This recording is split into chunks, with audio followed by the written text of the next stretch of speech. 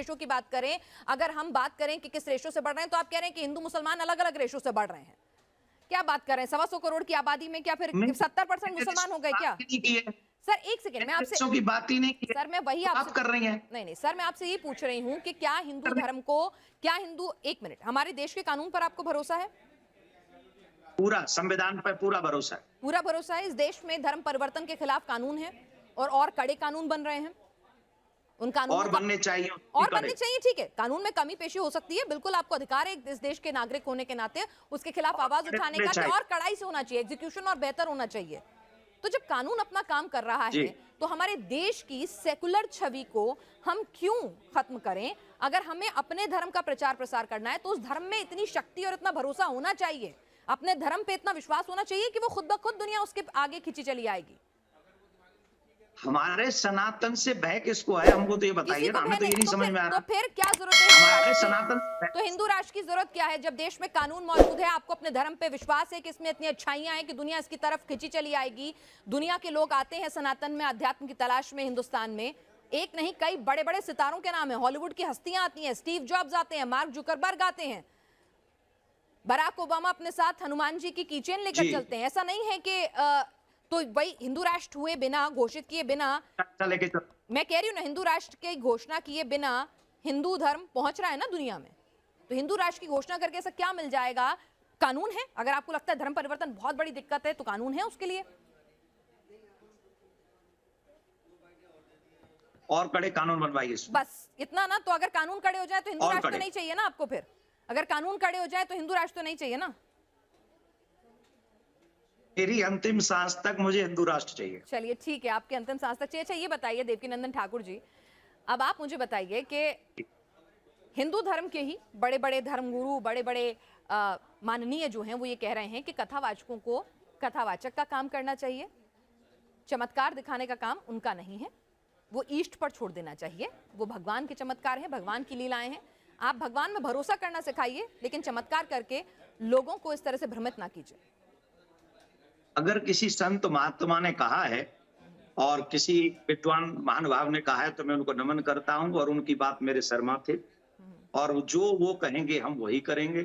और अगर किसी पॉलिटिशियन ने कहा है तो मैं इसमें एक पॉजिटिव, क्योंकि मैं क्यों उनका साथ दे रहा हूं या मैं उनका समर्थन क्यों कर रहा हूं, उसके पीछे एक पॉजिटिव मेरी एक थिंकिंग ये है कि जो लोग दुखी होते हैं, वो जो दुखी होते हैं वो कभी किसी दरबार में जाते, कभी किसी दरबार में जाते और उनपे नाना प्रकार, और आप, मैं सच्ची बोल रहा हूँ, आई स्वेयर, मैंने ऐसे लोगों को भी सुना है जो ये बताते हैं कि हमारे ऊपर ऊपरी प्रेत बाधा थी, हम फलाने व्यक्ति के पास में गए, वो फलाना व्यक्ति, मैं उसका नाम नहीं कर रहा हूं, नहीं तो कोई कहेगा उस धर्म को बदनाम करने के लिए बात कर रहे हैं। वो व्यक्ति कम से कम सनातनी नहीं था, ये समझ लीजिए, स्पष्ट समझ लीजिए। हम उसके पास में गए और आई प्रॉमिस, मैं सच बोल रहा हूँ, एक एक वर्ड, उसने कहा कि हम उसके पास में गए ठीक कराने, फिर उसने हमारा जन क्या क्या शोषण किया, और जब जब हम बचना चाहते हैं तब तब वो कहते हैं हम तुम्हारे घर में ये प्रॉब्लम नहीं होता क्या?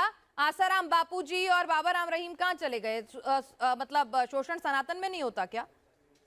पांचों उंगलियां बराबर नहीं है सर?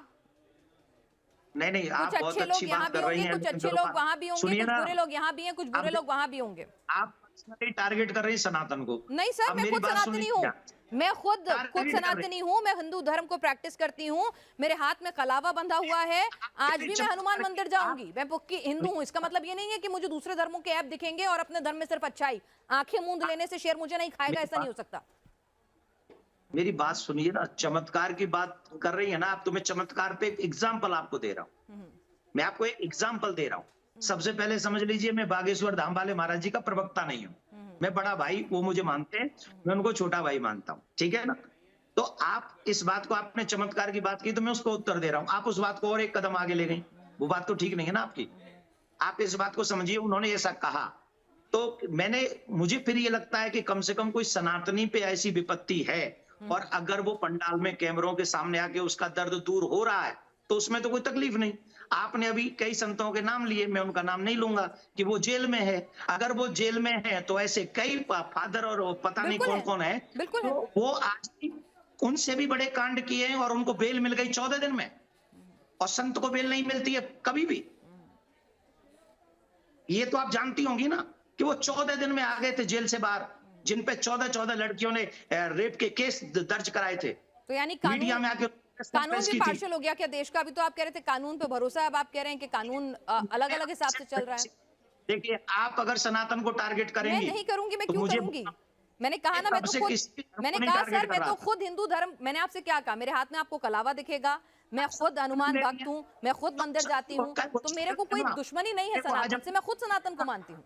दुर्भाग्य है कि वो सनातन धर्मगुरु थे, इसलिए वो अभी तक जेल में है। अच्छा, अगर वो किसी धर्म के गुरु होते ना तो वो जेल में नहीं होते, वो बाहर बैठे होते, मजे ले रहे होते। 70 केस हैं एक एक व्यक्ति पर, पुलिस उन पर हाथ नहीं डाल सकती, ठीक है, ठीक है। हाथ नहीं डाल सकती, मीडिया उनका आवाज नहीं उठा सकती।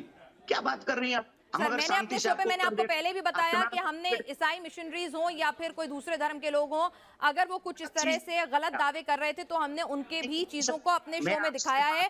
यूट्यूब पे वो सारे शोज इस वक्त मौजूद हैं, आप देख सकते हैं। ठीक है, अब मैं